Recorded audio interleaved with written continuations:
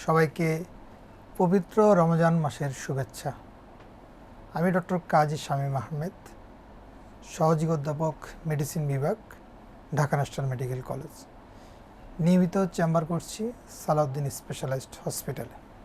রমজান মাসে আমাদের যাদের ক্রনিক ডিজিজ থাকে, যেমন diabetes, hypertension, asthma, COPD, rheumatoid arthritis এবং থাইরয়েড ডিজিজ, তারা রমজান মাসের শুরুতেই চিন্তায় পড়ে যায় তারা কিভাবে তাদের দৈনন্দিন যেসব ওষুধ খাওয়া লাগে সেই ওষুধগুলো কীভাবে খাবেন।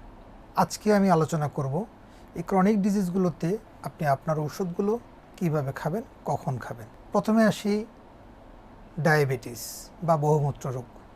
আপনারা জানেন কি না, প্রতি 10 জনের 1 জন মানুষ বাংলাদেশে ডায়াবেটিসে আক্রান্ত এবং পরবর্তী 20 বছরে সেটা প্রতি 4 থেকে 5 জনে 1 জন হয়ে যাবে। অর্থাৎ আমাদের ডায়াবেটিস এটা খুব কমন একটা রোগ। সেই ক্ষেত্রে রমজান মাসের শুরুতেই ডায়াবেটিস রোগীরা খুব চিন্তায় পড়ে তারা তাদের ওষুধগুলো কিভাবে খাবে। ডায়াবেটিস থাকলে আপনি রোজা রাখতে পারবেন, তবে কিছু কিছু ক্ষেত্রে আমাদের নির্দেশনা হচ্ছে রোজা না রাখাই উত্তম। যেমন যারা ডায়াবেটিস থাকা সত্ত্বেও যাদের বারবার হাইপোগ্লাইসিমিয়া হয়, অর্থাৎ ডায়াবেটিসটা কমে যায়, কিংবা যাদের অ্যাডভান্সড কিডনি ডিজিজ থাকে, এইসব ক্ষেত্রে ডায়াবেটিস রোগীদের রোজা না রাখাটাই উত্তম।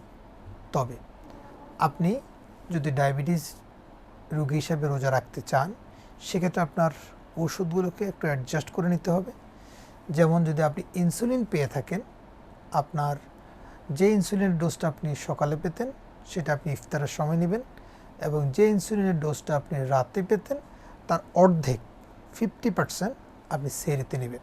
সেহরিতে সাধারণত সালফোনাল ইউরিয়া জাতীয় ড্রাগ, যেমন গ্লিক্লাজাইড, গ্লিমিপেরাইড, যেটা বাজারে ডাইম্যাক্রন, ডাইমেরল নামে পাওয়া যায়, এই ড্রাগগুলো আমরা ভোর রাতে অ্যাভয়েড করা উচিত।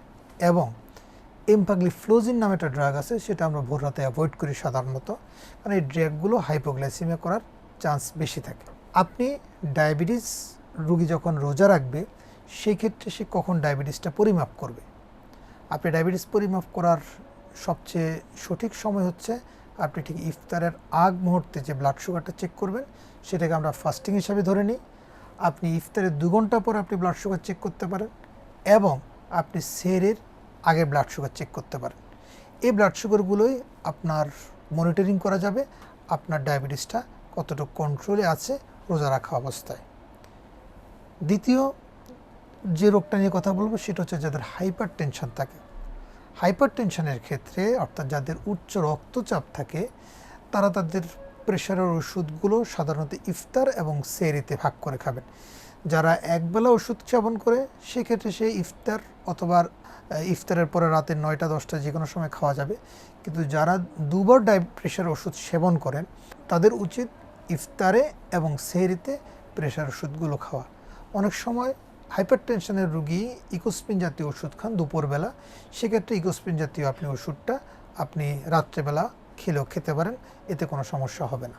3 নম্বর ক্ষেত্র হচ্ছে যাদের অ্যাজমা অথবা সিওপিডি থাকে, তাদের ক্ষেত্রে ইনহেলার ব্যবহারের ক্ষেত্রে, যেটা তাদের জন্য খুবই জরুরি, তারা ইফতার এবং সেহরিতে ইনহেলার ইউজ করতে পারবেন। আর যাদের থাইরয়েড ডিজিজ আছে, তারা থাইরয়েডের মধ্যে মেইনলি হচ্ছে হাইপোথাইরয়েডিজম।